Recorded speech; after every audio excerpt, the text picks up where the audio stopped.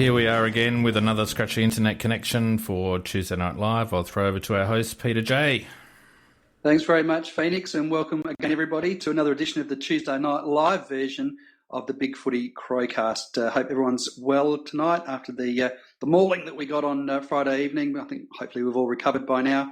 Joining us this evening, of course, we've got Macca23, who decided that he liked it last Tuesday night and did Sunday night as well. And good to have him along again. Macca, how are you tonight? I'm very well, thanks. And a mauling is a very good description of it. The scoreboard doesn't show that, but we were really thrashed. We were mauled. And Phoenix, how are you this evening? Mate, I'm good. I'm here. That's about the best way to describe it. I'm here. Good stuff.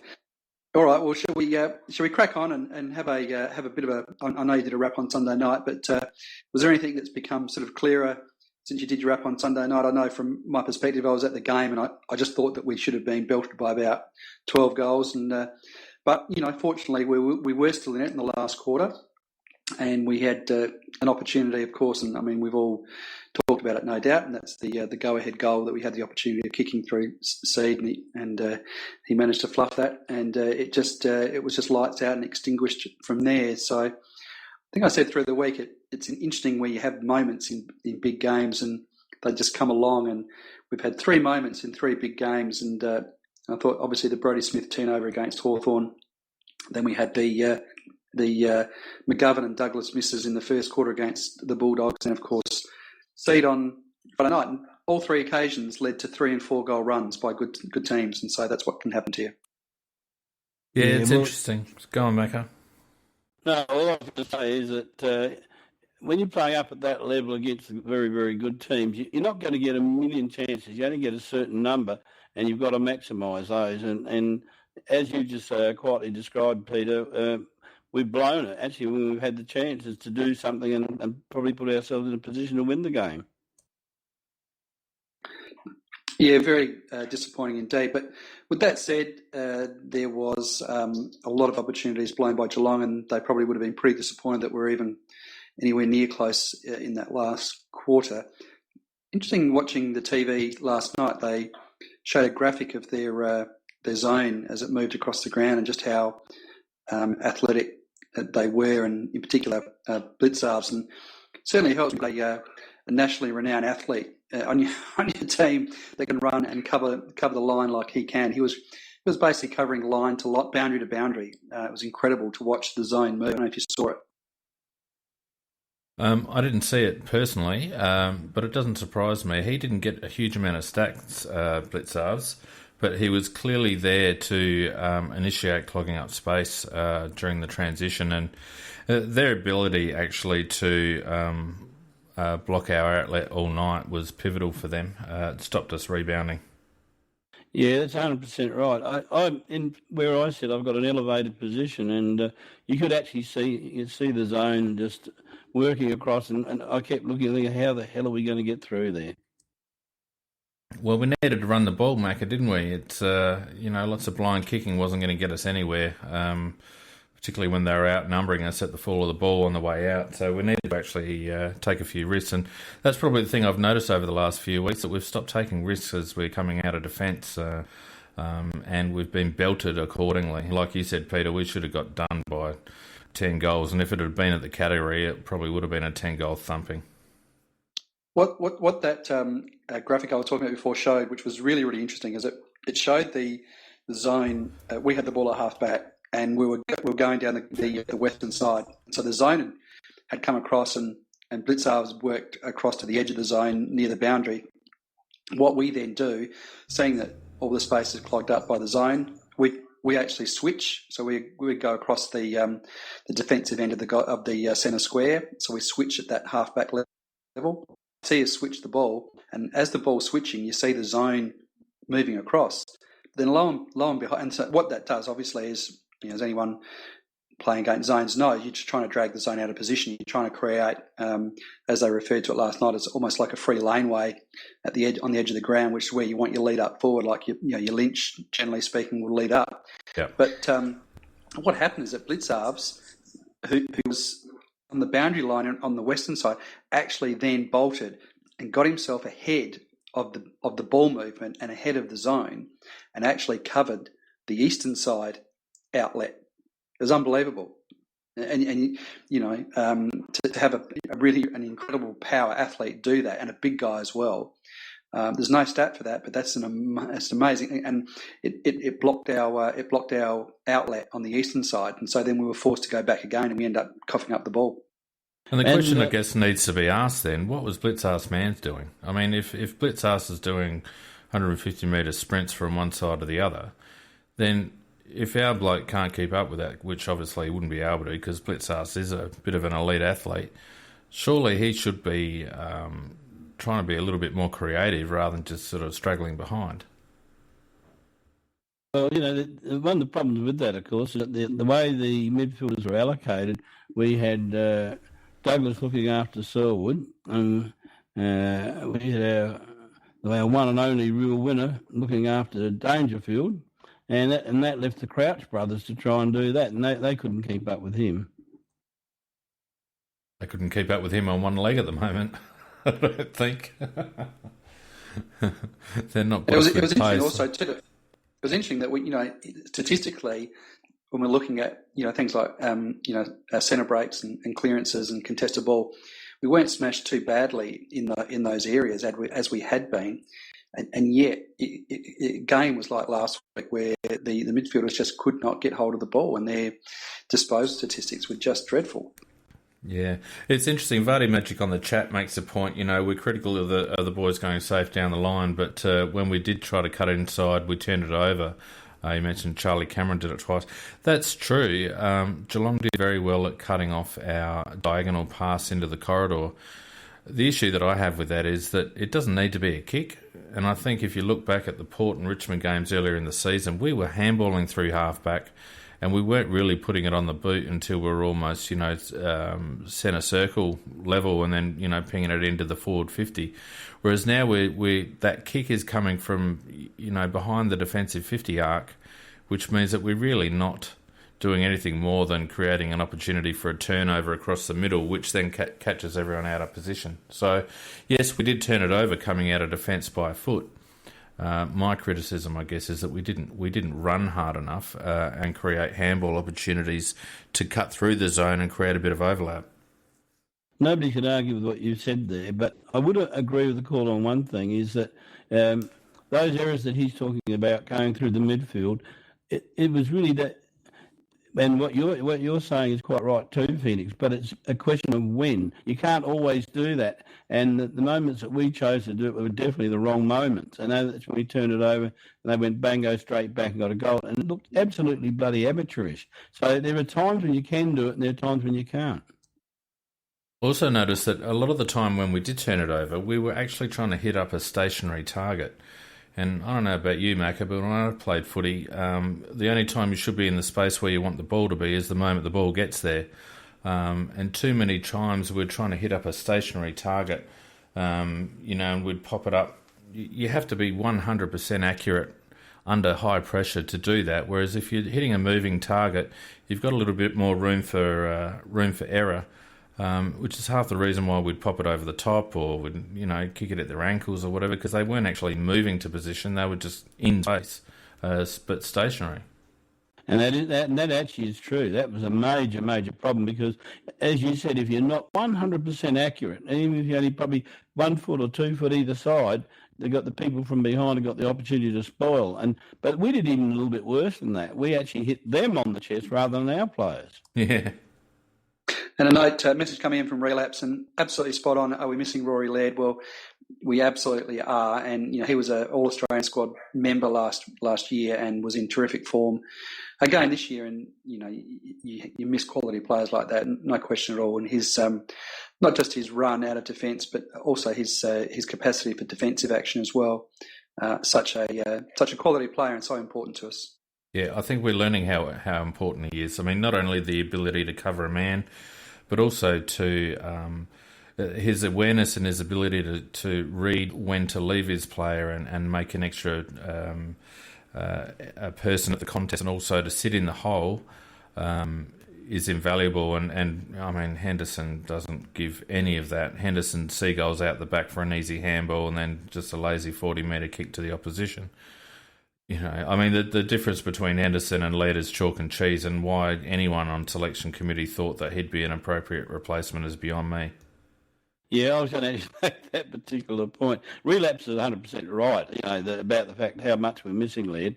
And your point is 100% right, that the guy that they've got taking his place is not worth his shadow. Laird will sit there and have the thundering herd come down, and he'll still go for the mark and perhaps even take it under the greatest of pressure. Henderson won't be there. He'll just take short strides to make sure he's not there. I called him a soft cock the other night, and I stand by that. He's got a lot of skills, but he hasn't got a lot of courage, and he is not hard. He also takes too long. And hi, guys, to Welcome, get rid Nikki. of the ball. Yeah, welcome, Nikki.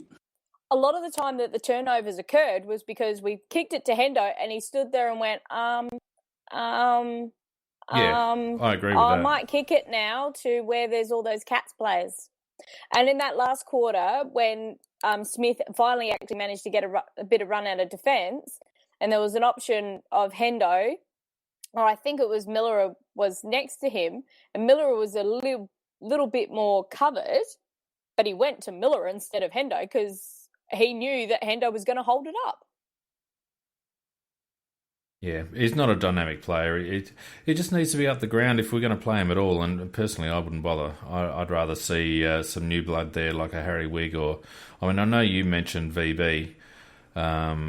I just think we've got to move forward, Nikki, and I understand where you're coming from with VB. I just think realistically, we're in a very outside shot at Premiership this year. And I'd rather pump 10 or 15 games into a Harry Wigg, or even 4 or 5, just to give him a taste. We've got to start giving these young blokes a taste. I think Kelly would have been the obvious one in. Quite possibly. But he broke his hand. Yeah. Yeah, but not Henderson. Henderson shouldn't even be on our bloody list.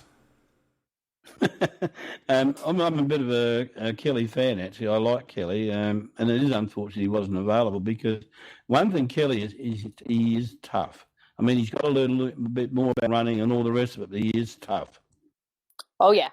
Yeah, it's interesting, actually. We seem to have a cupboard full of defenders that, and we seem to have a lot of depth in that area. And then just at the time Laird goes down, we've got Shaw out with concussion, unfortunately, and let's hope that he's recovering okay. And then Kelly goes out, then Otten's suspended, and he's injured, and all of a sudden, the depth that we had disappeared. Yeah, in that particular position is quite uncanny, really, but. It doesn't excuse the insipid performance by midfielders, and it'll be very interesting. I'm extremely interested to see what selection committee does this week against a very depleted Gold Coast. If ever there was an opportunity to experiment, give a kid a run, do something, today or this week is the week. And if we just go in unchanged or force changes only, I'll be very disappointed. Buddy Magic mentions Hampton, and if only he was fit, he'd be a good fit down back. I'd love to see Hampton play because he is a man with skills and pace, and he's also not frightened to go for the ball. I thought he was going to make a big difference to our back line, but unfortunately, as fate would have it, he's not available. So we've got to make the best of what we can do. I think he will make a difference when he comes in. He's shown that he can blanket a player. When he played against Eddie Betts, he did quite well.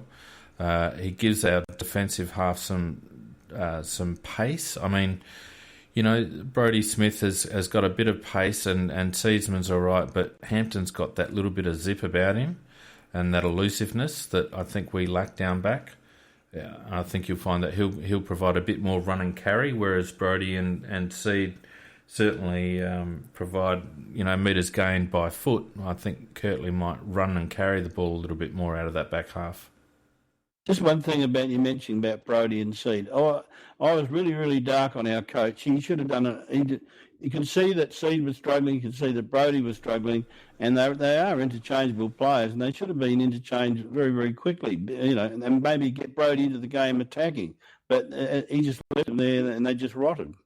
Yeah, I made a comment in that regard as well today, Macca, and said the same thing, that really there was a coaching responsibility there where, when you've got one of your top line players, and Smithy is a top line player, and he's just got a tag sitting on him, and it's just not working for him, then, really to me it's incumbent upon the coach to actually just try and change something up. Now, I don't care whether it means, I think it was Gregson was on him. I don't care. You take him to the goal square. An old-fashioned ploy like that. Do something. Don't just let it, roll along like that, because, we don't have a whole lot of elite players. And so when one of your top, 7 or 8 elite players is just getting shut out of the game like that, then you've just got to try something. That said, though, Pete, and I agree with you, I agree with Macca as well, we were out-coached and he didn't seem to be terribly dynamic in the coaching box last weekend. Corey Gregson is a Brodie Smith should take Corey Gregson to the cleaners. Not to say that Corey Gregson's not a good player, but he's a very young player. He's only a handful of games out of Sacred Heart College. He's not the type of player that you would expect to beat Brodie Smith, and for Brodie to allow himself to be essentially blanketed out of the game by that calibre of player, I think is really disappointing. And the people that call for Brodie to go through the middle, I don't know whether Brodie's up to it, to be honest, to go through the middle. I think his spot's on halfback as a rebounding defender. Well, he could certainly play wing. Yeah, he did that last year quite nicely. So wing, yes. Through the actual centre rotations, I agree with you, no. But wing, I think he can play.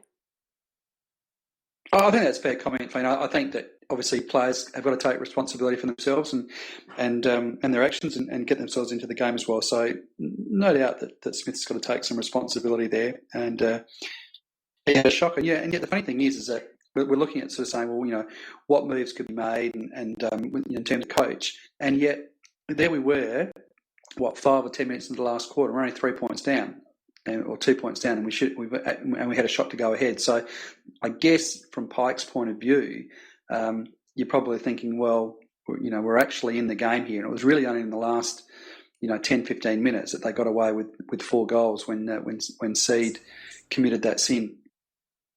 Yeah, although I think Blind Freddy could have seen that all they needed to do was get the kicking boots on, and we were dead in the water. And I think it would have been disappointing for Pikey to be just looking at the scoreboard going, we're still in it, because clearly we may have been in it on the scoreboard due to their poor kicking, but in every other facet of the game we were getting hammered.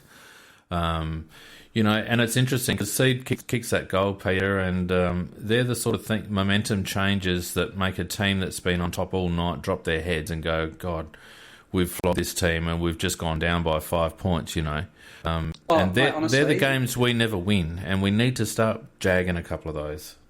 If you'd have been, Macca was there on Friday night. Were you there, Nikki? Yeah.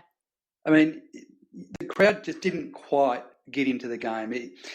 All night I think we only ever got 1 or 2 goals in a row, and so it was like all night that the crowd was just looking for a reason to really erupt and get themselves into the game. And I just felt that that goal, not only does it get us sort of rolling, but just would have really. It just felt like the crowd was ready. The dam was ready to burst, and you could just feel the air go out of the ball when he missed that shot. And then they go straight down, and Enright kicks a long 50-metre goal. Well, the crowd had been building on the outer wing where I was, like leading up to that, because we were starting to get that run on, and you could kind of really feel something. And there was a guy behind us who was really kind of like getting in the Adelaide chant going and things like this. But yeah, I agree. It was like that miss after the great mark that he took. It was just like, what the hell? And then you're watching on the screen and all you can see is Pikey just go, wow. Yeah, that's right. It's exactly what he said. And Relapse is exactly right on the chat. There was a head drop after that miss. Yeah. We were done. We were done by then. That was our only shot, and we knew it, I think. And the point about the crowd is 100% right, though, because where I was, it was very, very quiet compared to normal. I could actually hear some of the swearing going on. It wasn't me this time. There was plenty going on in terms of frustration, but there wasn't as much cheering as possible as there normally is, because I think, people aren't stupid. They can see that we were really lucky to be where we were. But if we had hit the front, I think that might have created a totally different environment. Yeah, I do agree with that. It would have, everyone would have had a collective, bloody hell, I think we can pull this out of the fire, and that would have been it for the last 5 minutes. Is this a reasonable segue for the cock-wombling numbnut of the week award, in which I've actually nominated Seed? You did nominate Seed, but he didn't kind of make the 4 that hit the poll that we had. So who cares about the bloody poll?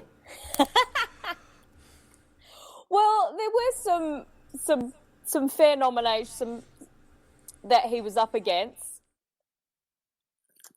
So you've got the Triple M marketing department for the piece of stupidity at the airport. Yeah. You've got Charlie Dixon for being Charlie Dixon. Yeah. Yeah, good point. Kane Corns for being Kane Corns. Yeah. There's a big one. And then Kane Mitchell for that pathetic attempt of a sledge he did against Petrenko, which was... Did you hear about that? No. So, Port Adelaide reserves, playing Wolfer West Torrens, getting beaten. He turns to sledge Petrenko, telling him, or basically asking him, are you going to enjoy your 9-to-5 job on Monday? So, Petrenko took a picture of himself smiling in his work gear, obviously on the way to work, put it up, tagged in Kane Mitchell and said, I'm enjoying my 9-to-5. I think Kane Mitchell... he's kind of possibly going to have to look for a 9-to-5 job next year. I reckon Pup's probably getting paid more than Mitchell at the moment anyway. Possibly. Hey, look, I'd like to nominate Greg Swan. What's he done now? Well, Greg Swan has come out this week, and there's been a lot of talk about the Brisbane Lions situation, and he's come out saying that they're not averse to approaching the AFL at the end of the season about some sort of retention strategy or bonus system for the Brisbane Lions to help them retain players. And it was very interesting that a few people have picked up on this, that it was Greg Swan under the guidance of Eddie Maguire at Collingwood who fought tooth and nail for the Brisbane Lions to lose the retention bonus back when the Brisbane Lions happened to have a good squad together. And it was just the most blatant piece of hypocrisy you could ever hope to witness by one bloke to say, it's so hard to retain players up in Brisbane, it's a non-football state and yada, yada, yada. And everyone's saying, well, hello, don't you think that's the very reason why the Brisbane Lions were trying to keep their retention bonus in the first place? The retention bonus that you fought tooth and nail along with your president to get rid of. Collingwood and Greg Swan are probably the direct reason why Greg Swan and Brisbane are now in this position. It just struck me as the ultimate hypocrisy. So basically he should have the Luke Beveridge Award? Whatever that is, yeah. The Hypocrite of the Week. Oh, yeah, definitely. Yeah, Hypocrite of the Week, plus Wanker of the Week. He can have that as well. Yeah, you're right. That is ultimate hypocrisy there. And it's kind of funny that how insular the Victorian teams are and don't realise how hard it is for those teams in the non-footballing states. I mean, I'm still about GWS that I'm okay with them having academies. I'm just not okay with them having academies in areas that are traditionally strong in football and then not having really any connection with those particular players. So I kind of agree with a lot of the Victorian teams that are making the noise about it, that yes, some of that is unacceptable. But yeah, it's going to be interesting who's going to get it this week. So we had 9 votes for Triple M for that stupidity because they obviously didn't tell the on-air AFL media personalities because they're all going, who did this shit?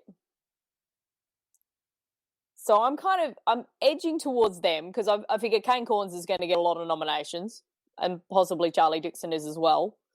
Although that was delightful to watch the aftermath of his celebration. I'd be happy for Kane Corns to get it just because he's Kane Corns. You know, I always thought it'd be Chad that'd take most after his dad. But the more I listen to Kane, the more I think he's a complete chip off the old block. Yeah, he doesn't like getting questioned. A couple of times I've gone to 5AA and there's conversations going on. There was the whole thing of leading into Dangerfield like the Friday night before the game, and people, they'll ring up and having to say what they thought the headline was going to be tomorrow. And a guy rang up and he said, well, you look, that Buddy left Hawthorn and they were fine. And, you know, they had a couple of those examples of these big stars leaving, but the team's still going on quite nicely. And Kane immediately has to come in and say, but Buddy didn't play for Adelaide, so you can't bring him in. It's like, oh, God, sorry, honey, how dumb are you? Really? These dummies are corns. Well, they're dumb when they're in the media. With all of that, I think that I'd have to, if I was casting a vote, I'd have to go on Kane Mitchell. I reckon that when you're in the position that he's in at the moment, to be tweeting rubbish like that to an SA, just garbage, you know, really, really garbage. Oh, he didn't tweet it. He said it on the ground to Petrenko during the match when they were getting beaten. Whichever way it is, you know, it's a suck of a thing to say. It's just stupid. Has he still got his ponytail? Yeah. He deserves it. I've got a ponytail. I don't deserve that. Yeah, but you're not a footballer. I'm a footballer and I've got a ponytail. Well, them's fighting words, Mackie. You can't call Nicky not a footballer. I'm scared for this week. Rightio, so we need to give this award. We need to give this award, guys. Who are we giving it to? Right. Mitchell. Yeah, I reckon Mitchell. That when you're playing in the lower levels, and if you're going to sledge, don't do it when you're getting beaten. Seriously, that just makes you even more of a cock wobbling num nut. I haven't got the music together yet, but hopefully soon. All right, Kane Mitchell it is. Guys, how do we got this game coming up on Saturday afternoon? It's our chance to atone, I guess, against. I feel really, really sorry for the Gold Coast Suns. I just reckon they've been terribly, after a promising start, they've been really, really unlucky. And you know, you've got to feel for any club that's got the most ridiculous amount of injuries that they've got. They'll be fielding almost a NEFL team on Saturday, and so I just it'll be a case of by how much. But what are we looking to get out of this game? Percentage. Douglas dropped. I'd like to see Douglas dropped. Well, the game does give us an opportunity to try different people out. I mean, and I don't mean a whole revolutionary side, but Phoenix was talking, about Harry would be given the game. I don't know. Maybe this is a game you would try him. I think it's an opportunity to make to. I'm liking Relapse's suggestion. Hugh Greenwood. He's done very well. Oh, he's very nice. We'd have to elevate him though, wouldn't he? No, because it's not halfway through the season. You can play a rookie without elevating them. Ah, okay. Up to halfway through. That's what the rule was. Is that still? I thought that was still in play. I don't know. I've never heard of that. That you could still play a rookie without having to elevate them.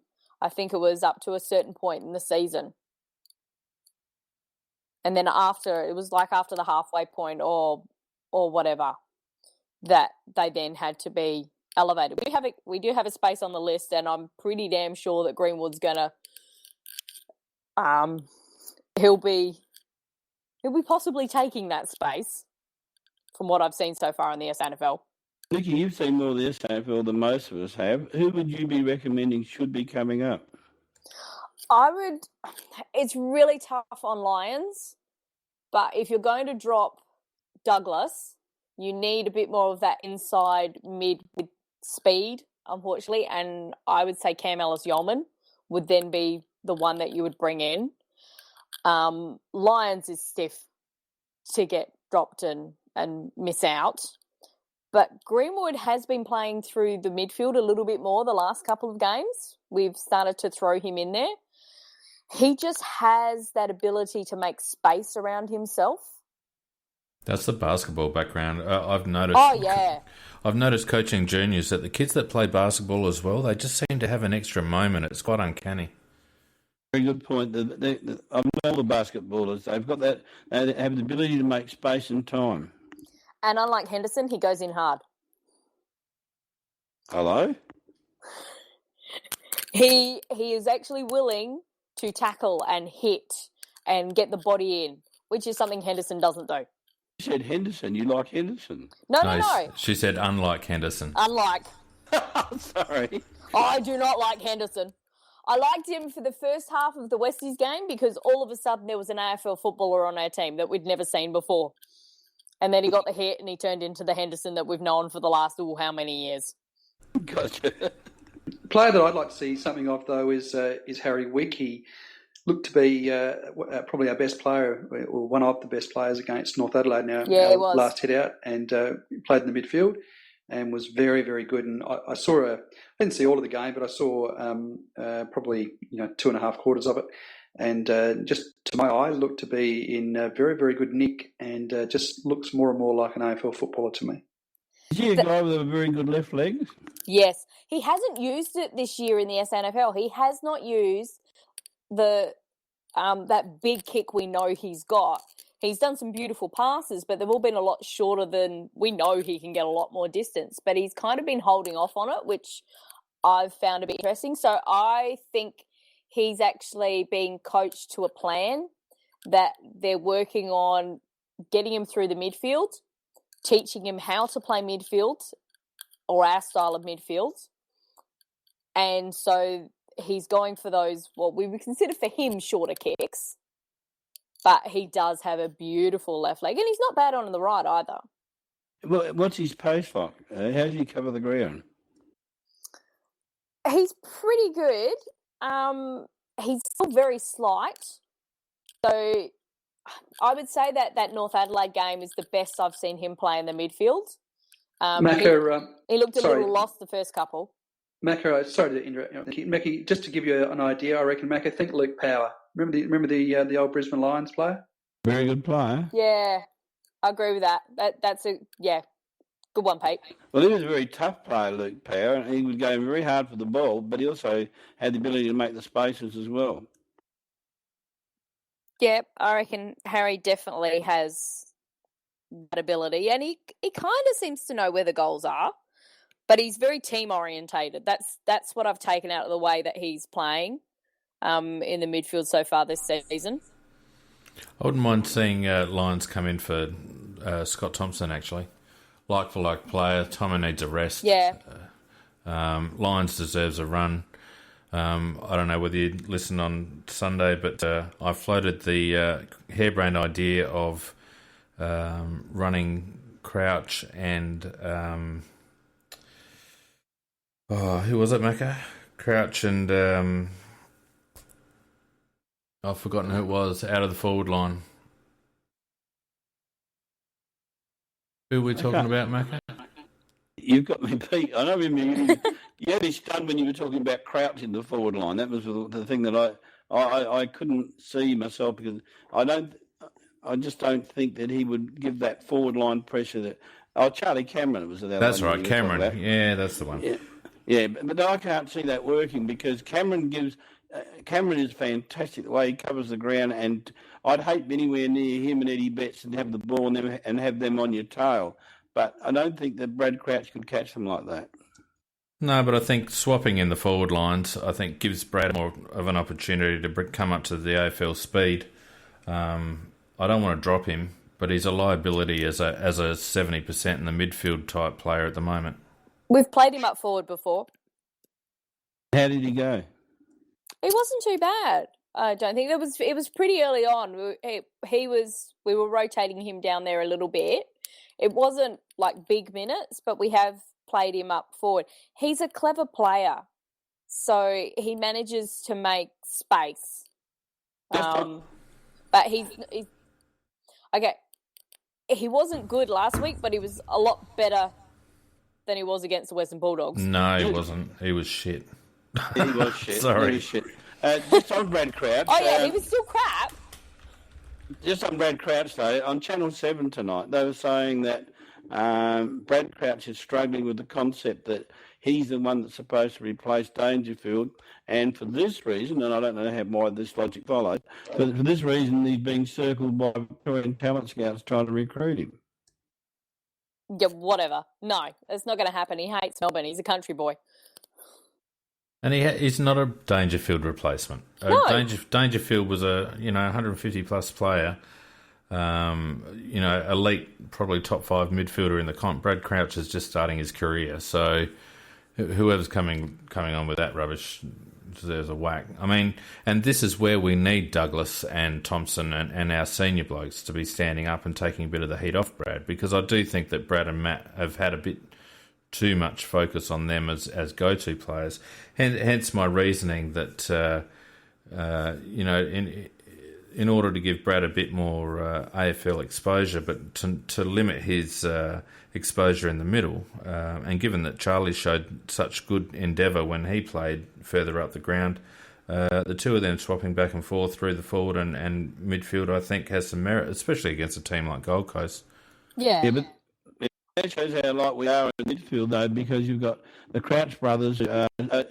They're only amateurs, really, in terms of how long they've been in the game, and yet we were expecting them to be key players for us, rather than, say, if you take for Geelong, they have their hard nuts in the centre and the young blokes come in as a support, whereas we're expecting these young blokes to be the players rather than support players.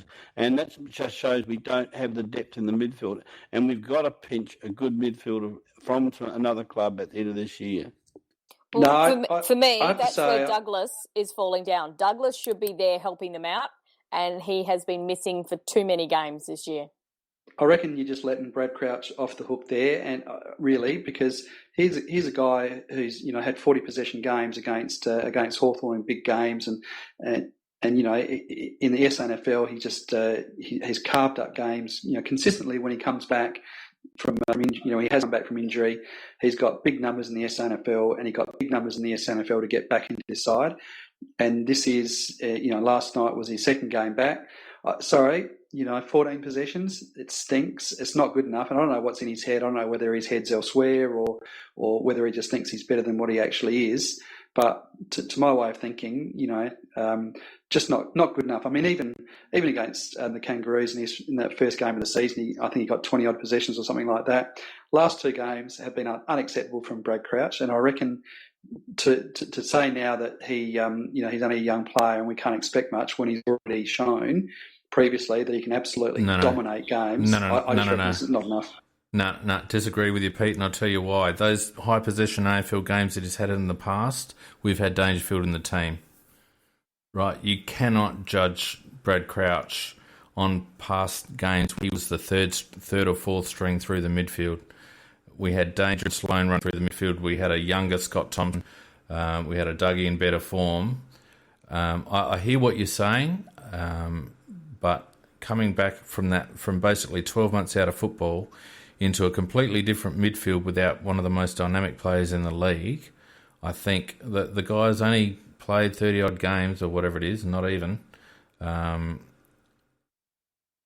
think your expectations there, given our current midfield structure, are a little bit high. Yeah, did you see his kicking on Friday night? Yeah, absolutely. But he would normally be on the receiving. His kicking was diabolical. Yeah, Pete, I get it. But the guy used to be on the end of a Dangerfield bullish run through the pack and then handball out. Now he's a 20-odd game player who's expected to go and get his own ball. He's clearly not on pace yet after having a year out, and I think I agree we need more output from him, but he's not going to give you elite numbers at this stage. Maybe towards the end of the season when he's got run back in his legs, but not at this stage. Look at Gary Ablett after having time out of the game. He's mortal at the moment. Yeah, I agree with you, Phoenix. Yeah, I think you summed it up beautifully, mate. No, I reckon you're soft on him, Phoenix. I reckon you're soft on him, and I just I accept all that you're saying, but I've got a view that I just think that it worries me things like before the the NAB Cup, he's out on the grog, and I just reckon he, I don't know. I just don't think that the attitude is right, and I don't know. I think he owes this club a lot, and he's just nowhere near where he needs to be. Yeah, look, he owes us plenty, Pete. I agree with you, but I think, like Phoenix says, it's going to take a few weeks before we get it. Yeah, fair enough. And there's one other you guys have not considered through the midfield. Millerer. No, he's too light. Too light, not ready. He's played SNFL against big body. Oh, it's chalk and cheese. I know it is different, but he was on the wing a couple of times. And he was in kind of once it wasn't a centre bounce, but it was still, he was working through those midfield rotations and he didn't do too badly. Yeah, but I was watching his setup. Different though, Nicky, when you're in the middle, having been a midfielder, when you're playing in the middle with the bodies all around you and they come at you from all angles and they come at you very, very hard. It's too much to ask of him at this stage. He will develop into that in time, but let's give the boy a chance to settle into AFL footy he can use the skills he's got of speed and run at this stage rather than having to fight for it in the middle. But that's why I thought against Gold Coast, that could be an option of just giving him some run through there. Well, he can certainly have a cameo through there. Yeah. But we've had players on our list now for years that are proven ball winners. CY proved that he was up to the task early last season, and for whatever reason he fell by the wayside. We need to play these guys or get rid of them. It's one of the two. They've been on the list now for too long. Jared Lyons is another one. Play him or get rid of him. You can't keep hanging on to these second stringers for 5, 6, 7 years. And I agree with you, Macca. Whoever says we don't need Lockie Neal in our midfield is absolutely kidding themselves.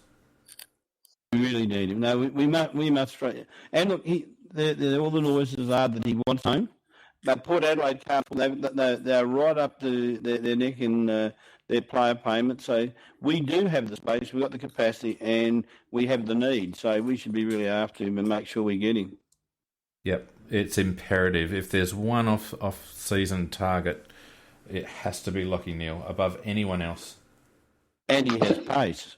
I think they. I'm not sure that they can trade out their first. Did I read somewhere they couldn't trade out their first rounder again this year? Port, no, they can't. So I don't reckon they apart from just their salary cap, Macca, they're just not going to have the currency to trade for him unless they want to chuck a player over there. Are you talking about Port Adelaide? Yeah. I don't think the power will come into it because they haven't got the money. And as I didn't realise that rule, but if that's the rules, well, they obviously can't. And now you're saying that's coming back to me that is correct. So really, if he wants to come home, it's out of line. Even though he is a Port supporter, but he'll grow out of that bad habit. Yeah, and hilariously to me with Port is I'm quite happy for them to have a first-round draft pick because they're so good at them. I'd be trading a pick and Josh Jenkins for Lockie Neal. Josh Jenkins goes nowhere. He won't be going anywhere. He's not worth a pinch of shit, Macca. You're a hard man. No, he's not. He's not. He is not the answer. He is one of those players that will just tantalise you and he'll have a couple of good games and all the rest of it. And he'll kick his 40 goals and all the rest of it. Answer me this. If you put Drew Petrie, Jared Waite, I don't know, other people, and Josh Jenkins in a room, where would Josh Jenkins rank in terms of tall key forwards? He's not in the top, I don't know, half a dozen in the league, in my opinion. Well, I think you'd find that he probably is because there's not that many forwards around. And that's why those other clubs are chasing him. No, he's not. He plays the role of a small forward, Macca. He'll take 1 or 2 marks a game, but by and large, he plays as a small forward. We've got Mitchie McGovern to play that role. We've got a bloke in the twos, Harry Deere, who can certainly come on and provide us something as a key forward. We've got a couple of other options in the twos as key forwards.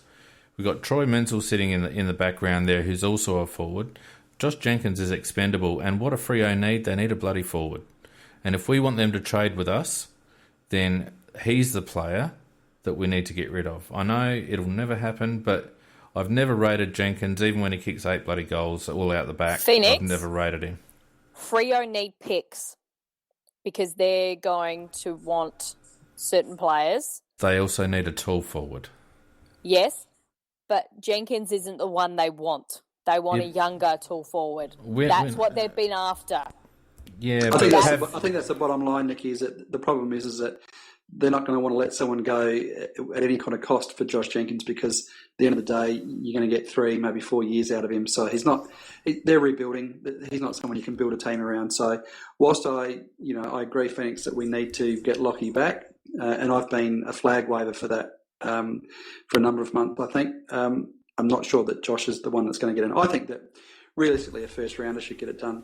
But anyway, that will play out as the season goes on and we hit trade week. But hopefully, as we just move towards the close of the show, hopefully I think we'll get a pretty comfortable win on Saturday. I don't think there's any doubt about that. And I say that with no disrespect to Gold Coast, but realistically, they've been ravaged. And I'm full of sympathy for them, but we need to go up there and just have a good confidence boosting and percentage building win, and get ourselves ready for GWS the next week. Does anybody have any different thought to that? Well, the only difference is the margin. I think I'd like us to win by at least 10. I've got no sympathy for anybody else. And we've had periods when we've had injuries, and that's the way the game's played. And unfortunately, it's their turn. But no sympathies. Crush them. They've never beaten us, and I'd be very disappointed if we did win by at least 10. Yeah, I'm with you, Macca. I think a 10-goal plus win is imperative. And just a left field name, I know he's probably going back to Melbourne, but if Neil is off the table, then I'd be throwing everything at Dion Prestia, because I know he wants out as well, and he's a gun. Yes. Yes, please, now.